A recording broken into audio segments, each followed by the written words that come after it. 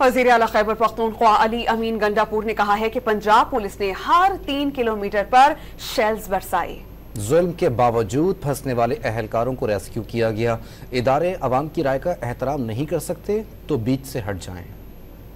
پنجاب کی انٹری سے شروع ہوئے اور ہر 3 کلومیٹر پہ شیل پہ شیل یہ مارتے رہے، گولیاں برساتے رہے، سٹن گرنیڈ پھینکتے رہے۔